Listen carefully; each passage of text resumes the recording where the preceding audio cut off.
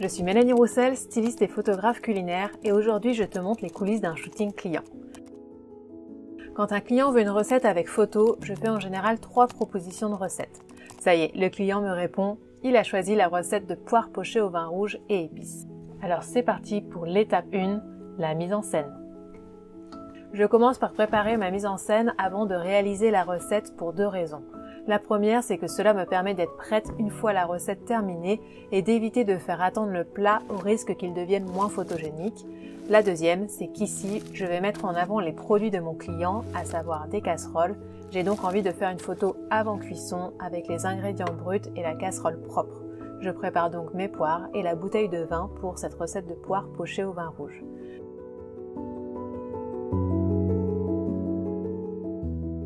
J'installe mon appareil sur trépied, il s'agit d'une Nikon D750 avec un 50 mm 1.4. Vous pouvez retrouver la liste de mon matériel dans la barre d'infos. Et comme lumière, je vais utiliser un Flash Studio, le Godox AD600 Pro avec une softbox rectangulaire.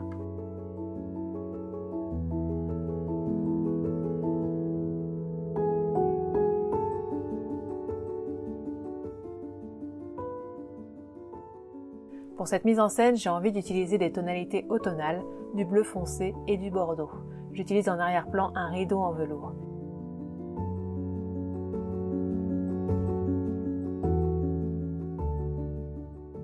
Il n'est pas trop joli ce velours bordeaux. Je fais une sélection de la vaisselle que je peux utiliser sur ce shooting.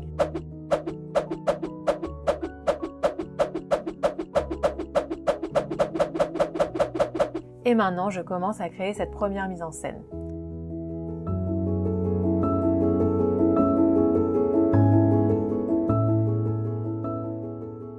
Je vérifie toujours en direct ce que rend ma composition dans le live view de l'appareil. Une fois satisfaite de la photo, il est temps maintenant de passer à l'étape 2, la recette. Les stylistes culinaires peuvent avoir quelques secrets pour la cuisson et préparation des aliments.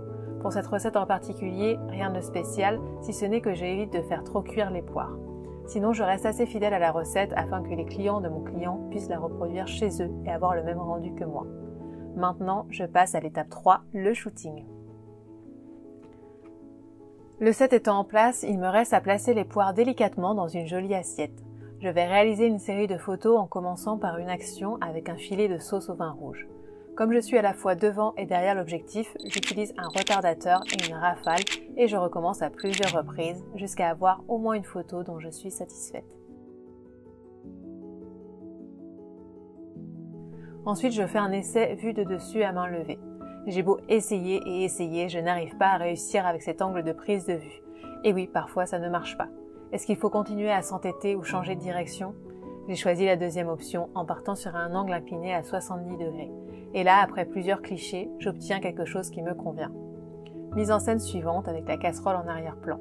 Je fais des ajustements jusqu'à avoir la composition qui me convient.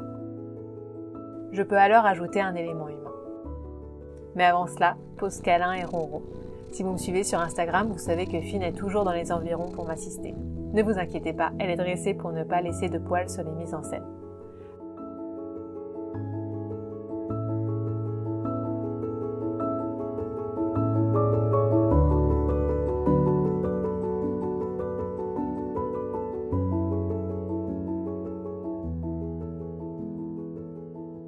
Allez, je reprends le shooting en m'installant en arrière-plan. Après tout, je n'ai pas mis ce pull bordeaux pour rien.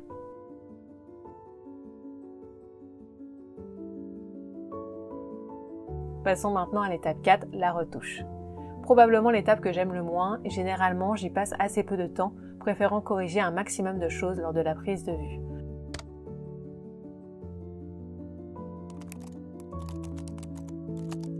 Je dois avouer par contre que depuis que j'ai un double écran, dont un écran que je peux orienter à la verticale, j'ai vraiment gagné en confort et je pourrais presque dire que je prends plaisir à retoucher mes photos sur grand écran.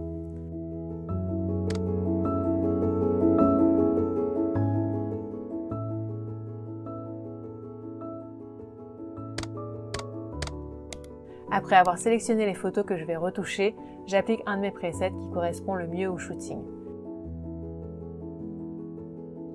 Et c'est reparti pour une deuxième pause câlin.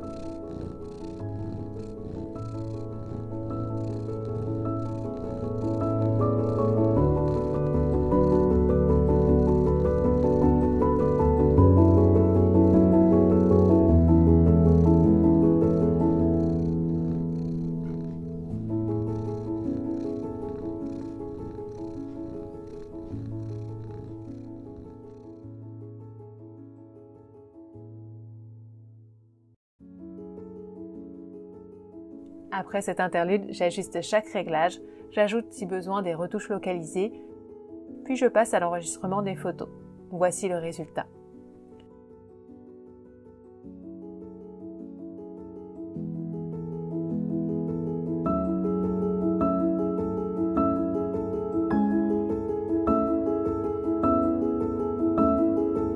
La dernière étape consiste bien sûr à livrer ces photos au client.